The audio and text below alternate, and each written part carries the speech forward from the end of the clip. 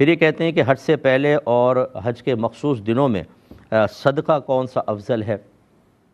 دیکھیں، آپ کثرت سے درود پاک پڑھیں، ذکر الہی کریں، اس کے علاوہ وہاں دیکھیں صحیح لوگوں کو دیں۔ مانگنے والے اتنے آئے ہوتے ہیں، اگر آپ ان کو دیں گے، یہ سیزن لگانے وہاں پر جاتے ہیں، ان کو نہ دیں آپ۔ اسی طرح جو کام کر رہے ہوتے ہیں وہاں پر، بعض لوگ ان کو دینا شروع کر دیتے ہیں، وہ باقاعدہ سیلری پر، وہ باقاعدہ ملازم ہیں، ان کو سیلری ملتی ہے، سب کچھ ہوتا ہے، لیکن وہ بھی پیسے لے کے سمیٹنا شروع کر دیتے ہیں اور آپ ان کو دے کے سمجھتے ہیں کہ بہت بڑا صدقہ کر رہے ہیں۔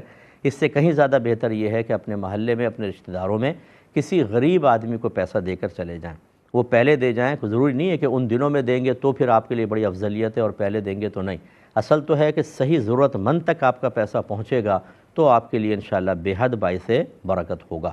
تو وہاں اگر ہاں یہ دیکھ لیں کہ اگر کوئی بہت ہی غریب ہوتے ہیں، بعض بیچارے بڑی مشکل سے سفر حج کرنے پہ وہ قادر ہوتے ہیں، ان کو اپنے ساتھ کھانا کھلا لیں، ان کو کوئی چیز خرید کر دے دیں۔ کوئی اور آپ دیکھیں کوئی آدمی بیچارہ پریشان حال ہے، اس کے پاس چیز نہیں ہے، وہ لے کر دے دیں۔ یہ تمام صدقات میں شمار ہوں گے اور انشاءاللہ آپ کو بہت ثواب ملے گا۔ آخری سوال کا جواب